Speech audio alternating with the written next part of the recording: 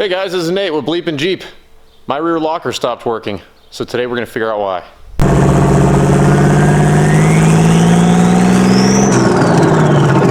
So both tires are supposed to be spinning the same direction when this locker's engaged.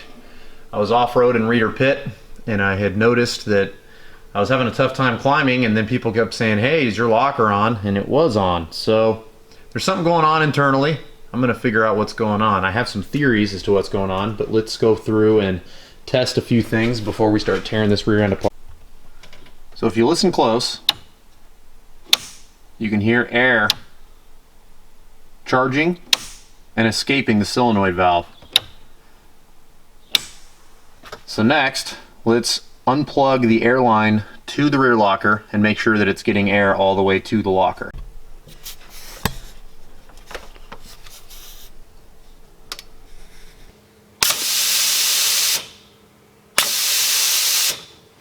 So we checked it the quick way. We bypassed all the other steps basically, just to make this quick, and we just unplugged it from the locker to see if we were getting air. We are. If we weren't getting air from there, we would unplug the air line going to our solenoid and make sure we have air there, and then we would unplug and check our electrical connection to the solenoid to make sure that the solenoid's good. We went the quick way. We just went right to the locker, unplugged it. We have air to it, so we know there's something going on inside the axle. So this is a Ford 9-inch style axle. I'm going to pull the center section out. We're going to take a look and see what we got.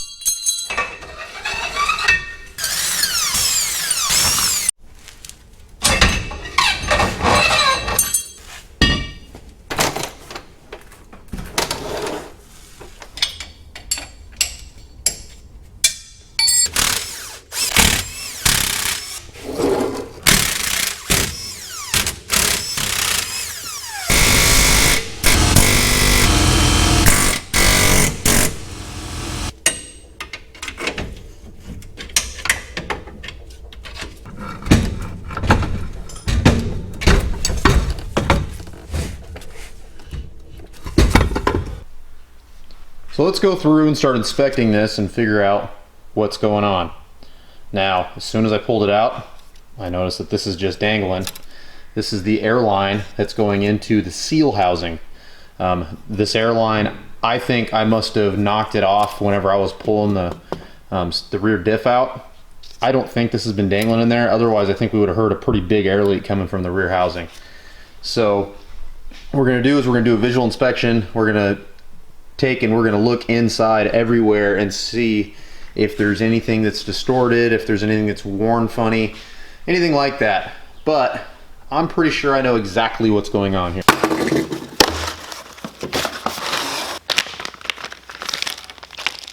So this is called a seal housing. I ordered this up from Yukon before I even knew what the problem was with the rear locker, because this is a common enough issue where the seal housings will fail that I figure this is most likely our culprit. So it's got these two O-rings that go on the inside of this, and then it basically diverts air through these little ports, and it makes it to where the locker will lock up or unlock. So it allows it to actuate using air pressure.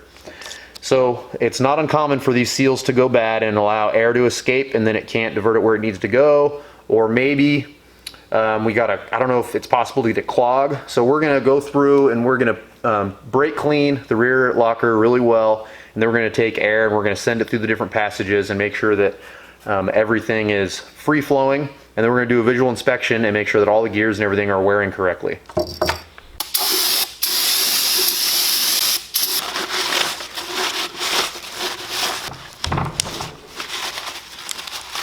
So everything looks really good except for this, of course. This is not connected into the seal housing. Very important. But since we didn't hear any big air leaks back there, I'd be really surprised if this is what our problem was. Who knows? So what we're going to do is we're going to replace the seal housing anyway, because obviously we have to.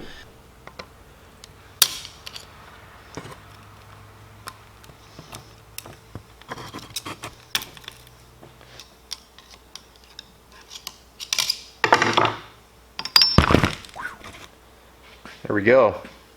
So as you saw, we just removed this retaining clip, and then we can slide the seal housing out. The O-ring on the inside looks maybe a little worn down, which makes sense because this does spin, so I mean it's possible that this got a groove worn into it maybe. Who knows? Then we're going to throw a little oil on the new O-rings.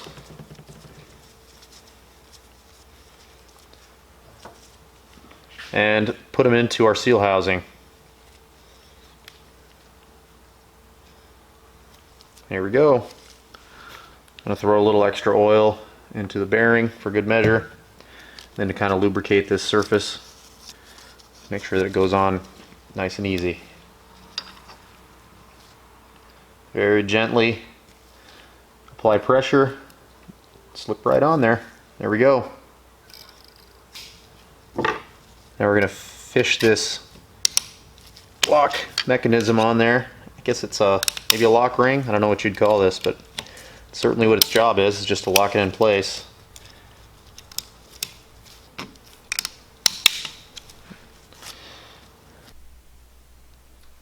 So there should be a rubber O-ring behind this fitting. I've broke the two fittings loose, and there it is. Now let's clean this up and then bend our soft copper. Alright, as you can see, I've got this cut to a length that I think is going to work. I put the O-ring on there, so now I'm going to reassemble these two fittings and then start kind of navigating this airline to where it's not in the way of anything.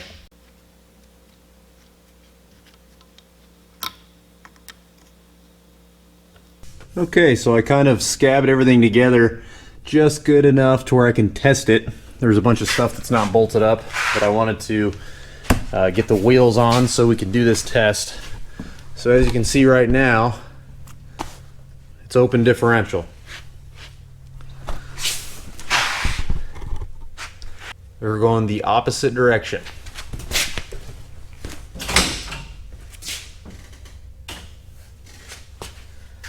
Now, there we go. That's what we're looking for.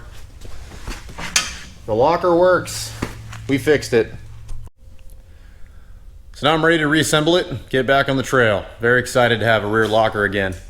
So if you learned something in this video, make sure you support us on Patreon, like the video, subscribe to our channel if you haven't already, and we'll see you next time.